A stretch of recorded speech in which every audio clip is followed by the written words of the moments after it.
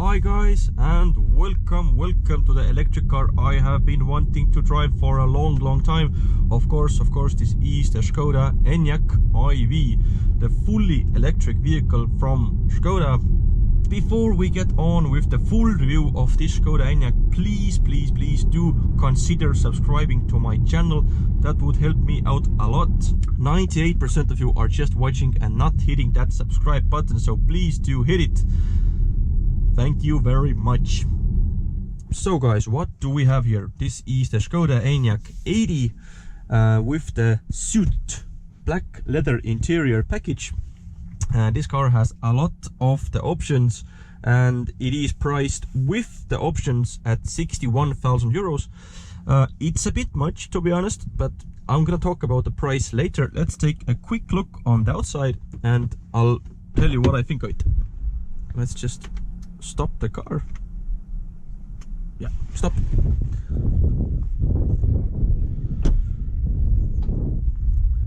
On the outside, this car looks very beautiful in my mind. 21-inch alloys, LED matrix headlights. This red paint job actually really suits the car. I think this car needs a bold look, but probably if I was picking mine, I'd still pick white or black. Considering the lines of the car, that this is basically a family wagon, it looks very sleek, much like the Tesla Model X or any other Tesla, to be honest. Now let's take a really quick look at the boot. Of course, it is electric. I think you can also use your foot to open it. Electric gate works really fast, simple, easy. You could fit a lot of stuff in here. Baby carriage, no problem. Dogs, even a person if needed, maybe. But anyways, this is a big boot for an electric car. You have some storage down here for your cables, of course, and you can fold down the seats like this. Just show you. Let's close the boot. Look at the wind.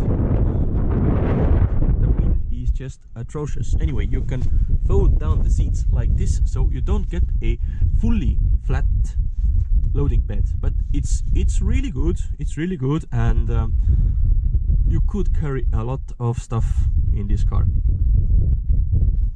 Let's just get away from the wind. Whew, okay. Sitting at the back of the Enyaq, and first things first, there is tons of room back here. This seat is actually a bit more back than I would usually drive. So plenty of knee room. You can sit in the middle without a problem, and look, no cup holders here, so you can actually use this as an elbow rest. It's such a simple and elegant solution. I'm not really sure why car makers don't make it like this everywhere. Of course, you have ISOFIX. These are covered, so easy access ISOFIX. You of course have your smartphone holder, which is now a standard feature on all VW Group's cars. This is a bit bad. This is plasticky.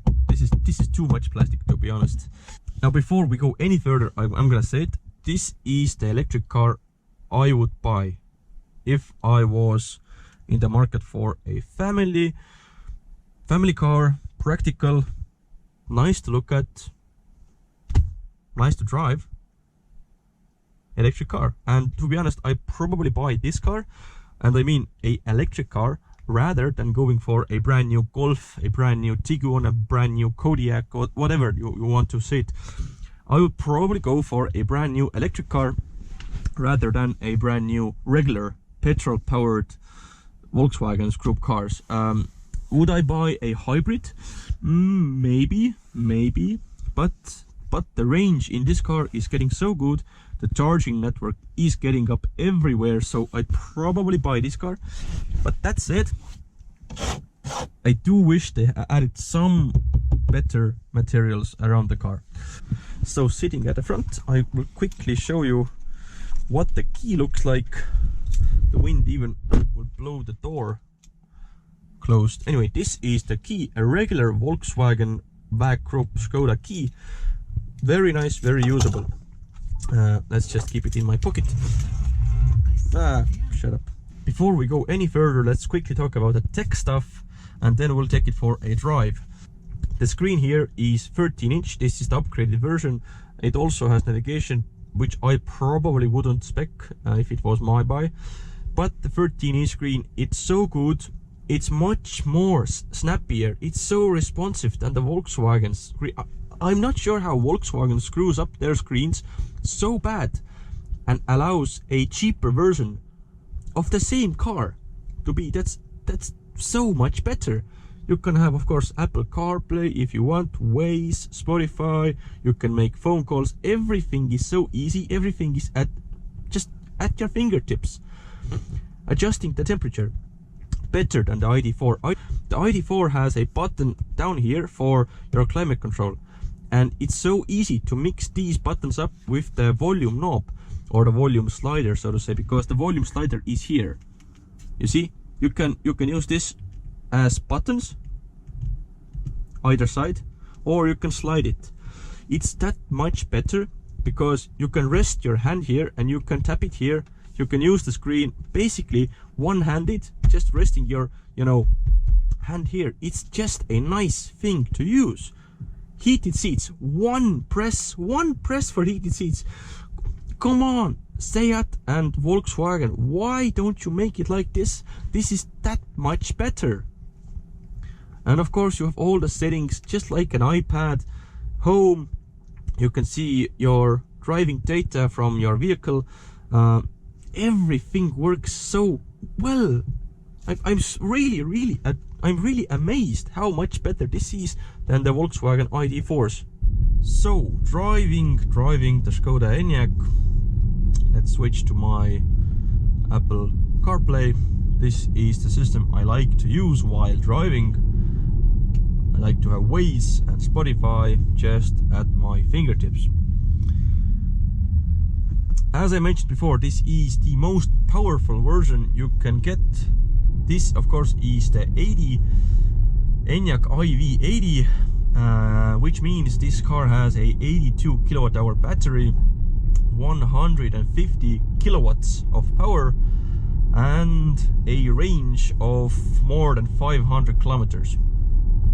This is the long range version, if you can call it that, with a 0 to 100 km/h time of 8.6, I think it was.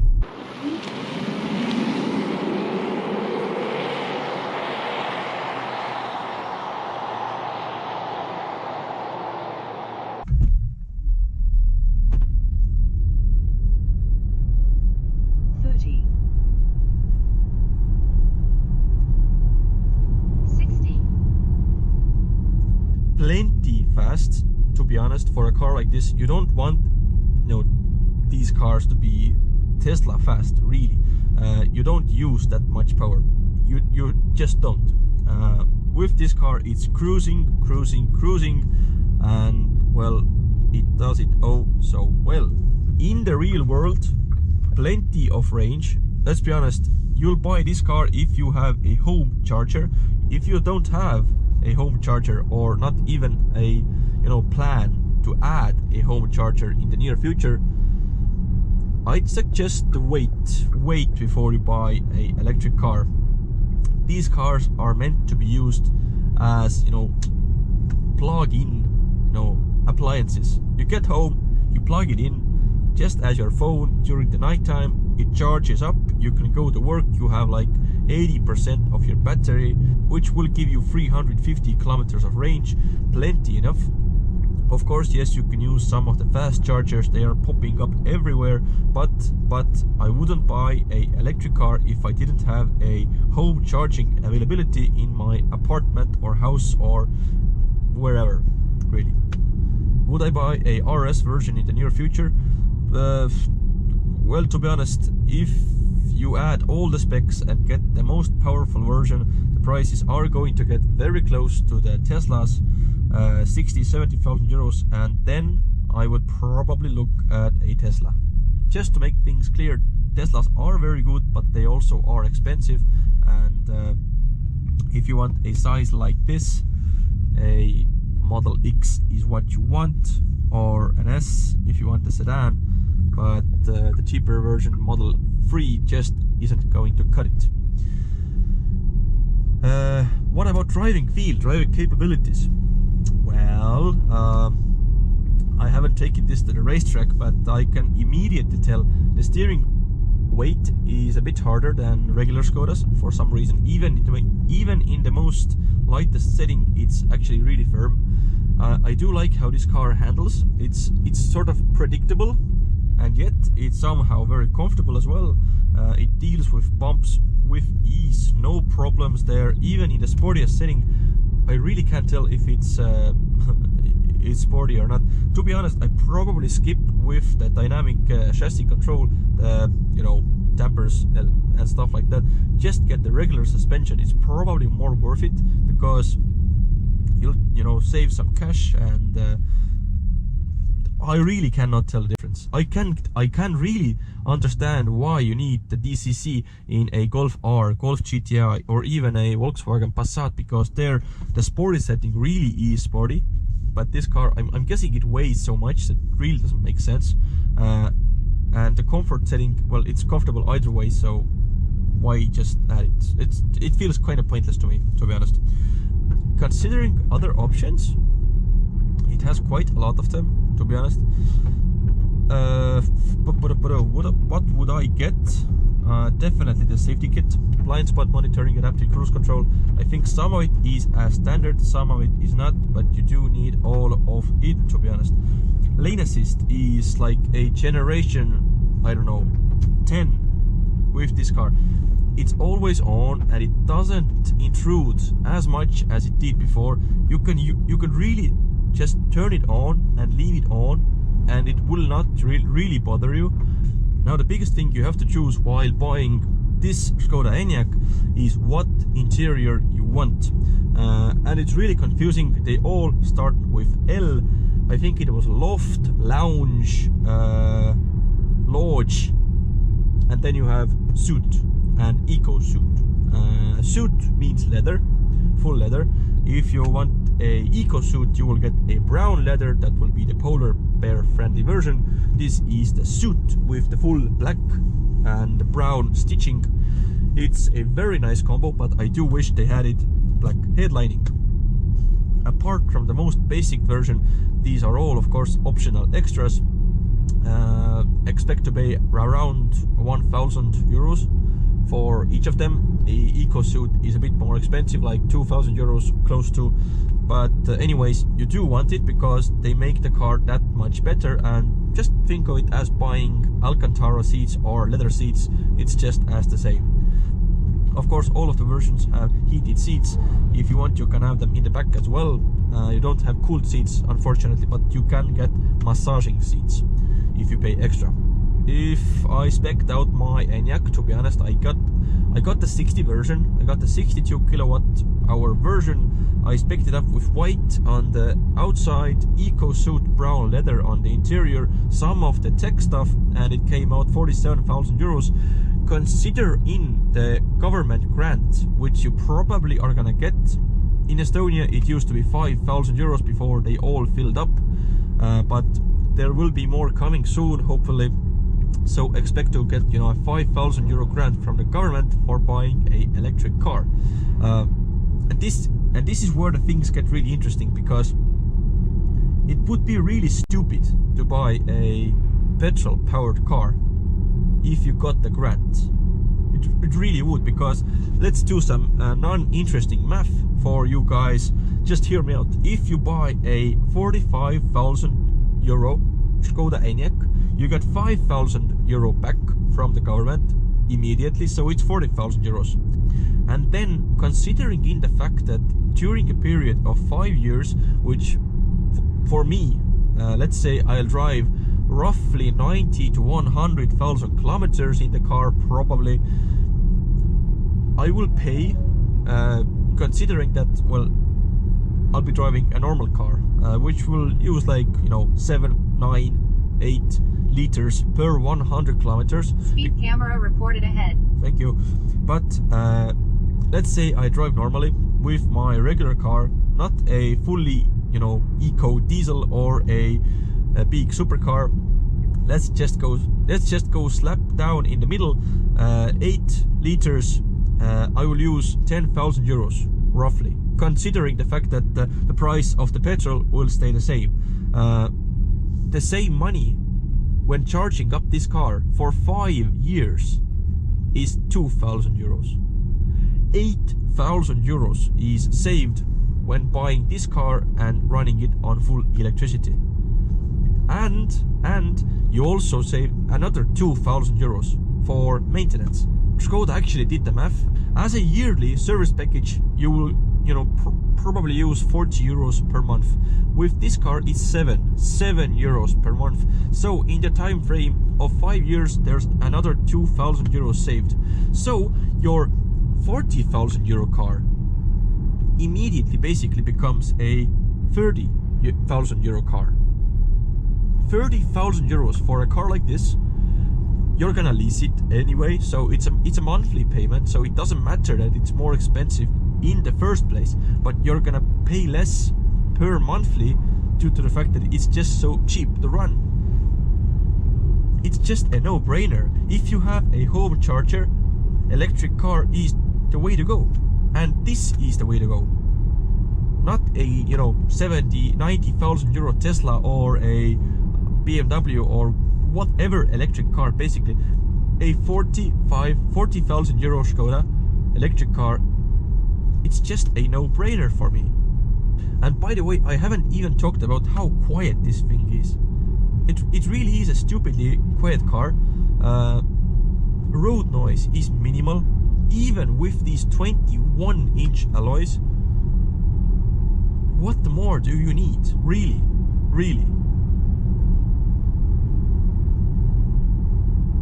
Quickly comparing this car to the Volkswagen ID.4, for some reason that car just didn't work for me. The buttons on the steering wheel, they were haptic-y, feedback-y, they just were crap.